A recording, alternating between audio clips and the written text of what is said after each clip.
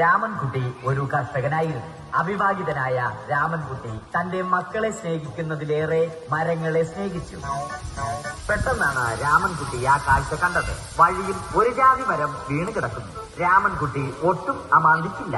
ആ മരം പൊക്കാൻ ശ്രമിച്ചു.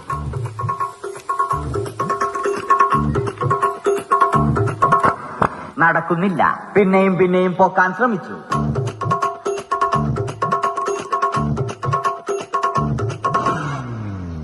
നടക്കുന്നില്ല. രാമൻകുട്ടി വഴിയെ പോയവരെ എല്ലാവരെയും സഹായത്തിന് വിളിച്ചു.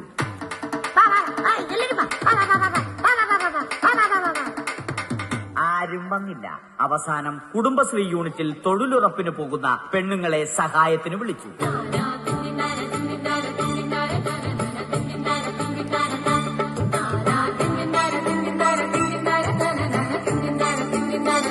അവർ എത്തി. അവർ അവരുടെ സ്ഥിരം പണി തുടങ്ങി. അത് കണ്ട ദേഷ്യം വന്ന രാമൻകുട്ടി മരത്തെ ഒറ്റയ്ക്ക് പിടിച്ചു പോക്കി.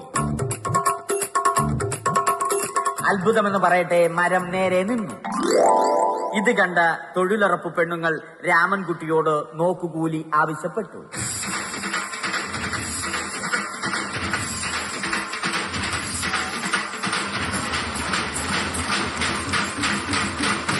പോക്കറ്റില്ലാത്ത ബനിയൻ ധരിച്ച രാമൻകുട്ടിയുടെ പോക്കറ്റ് വരെ കീറിയിട്ടാണ് പെണ്ണുങ്ങൾ പോയത്.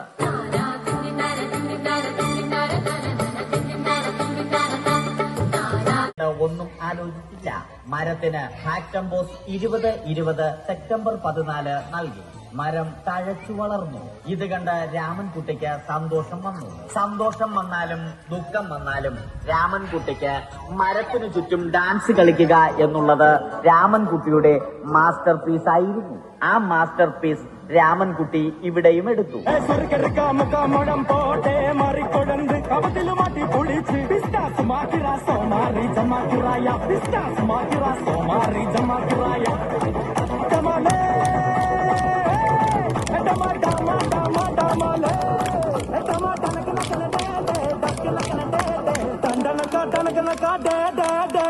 രാമൻകുട്ടി ദൈവത്തോടായി പ്രാർത്ഥിച്ചു.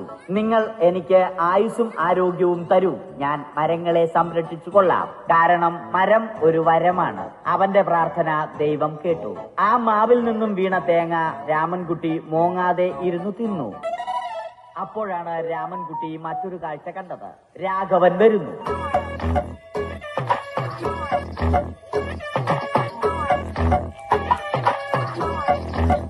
മരം മുറിക്കൽ ഹോബിയാക്കിയ, അതിലുപരി ജോലിയാക്കിയ രാഘവൻ മരങ്ങളുടെ ശത്രുവല്ലേ?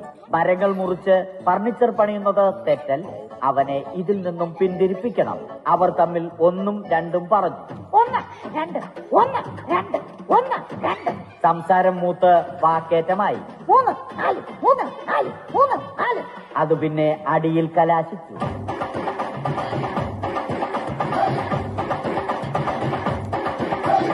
നല്ല മനസ്സിന് ഉടമയായ രാമൻകുട്ടി കംപ്ലീറ്റ് അടിയും വാരിക്കൂട്ടി.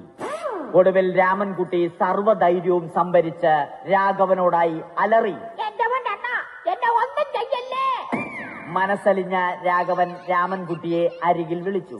കൈവാക്കിന് കിട്ടിയ രാമൻകുട്ടിയെ രാഘവൻ ഒട്ടിറൊട്ടിയാക്കി മരത്തിലൊട്ടിച്ചു.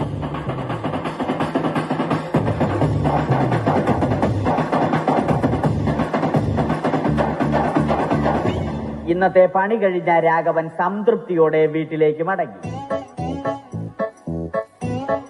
തനിക്ക് തല്ല് കിട്ടിയാലും മരത്തെ രക്ഷിക്കാൻ പറ്റിയ സന്തോഷത്താൽ രാമൻകുട്ടി മരത്തെ കെട്ടിപ്പിടിച്ച് പൊട്ടി പൊട്ടി കരഞ്ഞു.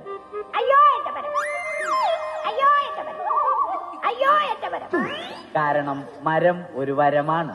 കെട്ടിപ്പിടിക്കൽ ഏറ്റുവാങ്ങിയ മരം നാണം കൊണ്ട് ചില്ലകൾ താഴ്ത്തി.